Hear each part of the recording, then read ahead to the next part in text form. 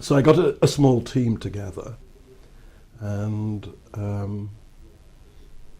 I was the only one that was willing to do surgery because nobody wanted to work in operating theatres. But I'd been in them as a student, as I think I explained. I worked in hospitals in my vacations because my brother-in-law and my sister worked in hospitals. So there was no problem. I'd been in operating theatres.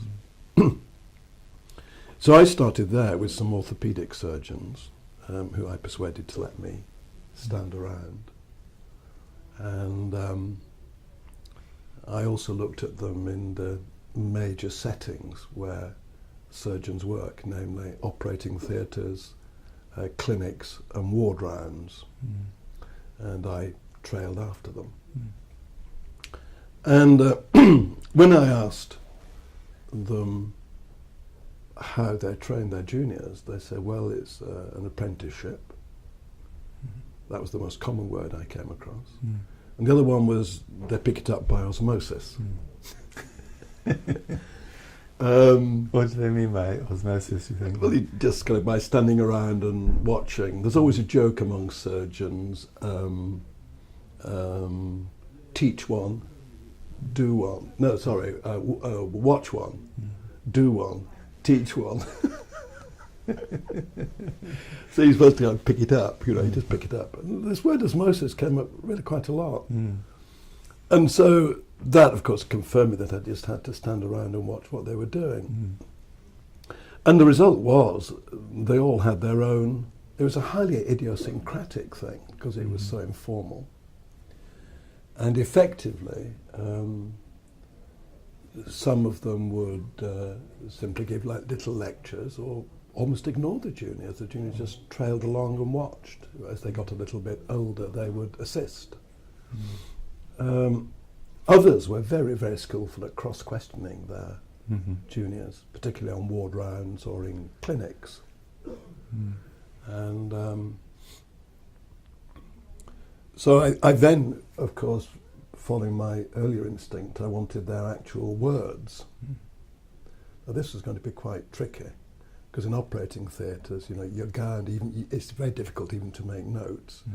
It was difficult to hear what they were saying as they were poring over the operating table. I could only get reasonably close. So I persuaded them to wear microphones, and they had a little microphone stuck in their cap.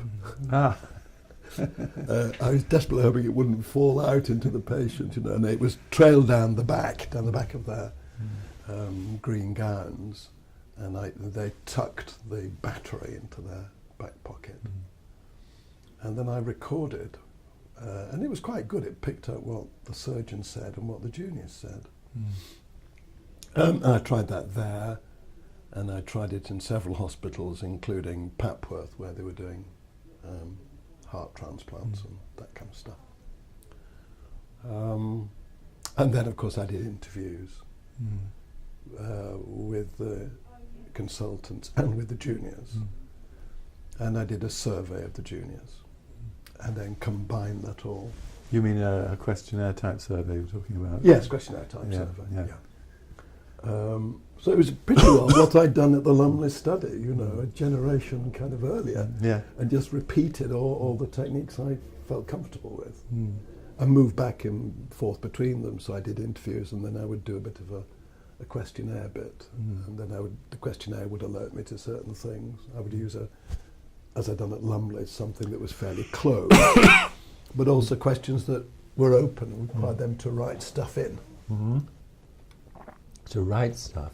Yeah, because this is a survey. They open-ended, and they were filled in. Yeah, thank you. And they didn't mind doing that then? No, and if you're hanging around, there's quite a lot of hanging around in hospitals. When juniors have nothing particular to do, the hours are long. But nobody seemed to mind being interviewed, and it wasn't always easy to get them to agree to my going in the first place. Some specialties refused. But the orthopods were very, very good. And I actually went to orthopaedics in several hospitals. And then, of course, the question was what we were going to do. Well, of course, we'd been paid to improve the training. Sorry, can you explain actually how you got the funding? Well, the funding was given by the postgraduate dean. Ah, He just forked out a great pile of money. it must have been quite a lot if there was a whole team of you. Yes, it was a pile of money. I mean, the medics tend not to be terribly short. Mm. And then you had money to transcribe your recordings. Yeah, we appointed a full-time secretary who spent most of the time transcribing. Mm-hmm. And the question was then, how were we going to justify the money? Mm-hmm. So I suppose three things happened. One was we produced a training pack for the people in each hospital who are responsible for training. There's a person called the clinical tutor who is a consultant in any field who accepts a kind of responsibility for the overall training. Though in detail, of course, it's left to the consultant with whom the junior happens to be working. But they're supposed to lay on some kind of training, so we prepared quite a complex pack of materials. It was clear that the key method of improving teaching was to improve the questioning. And some were very good, and some were utterly hopeless at questioning their juniors. What's a hopeless person do then? Well, they simply wouldn't ask any questions, or they'd ask a few close questions. They wouldn't ask questions that required them to think. Yeah. I mean, they'd point to something and say, which nerve is that, in the operation, or where would you cut, and so on. They didn't ask really powerful questions. What would be an example of a powerful question? Well, a powerful question would be require them to do cognitive work. So they would say, what are the options at this point? And then the junior has to think very hard about what the options are. Because they've all got to be reasonable options. And if it's a good question, it'll be a point where there's probably one particularly favourable option, but there are other things that could be done under certain circumstances.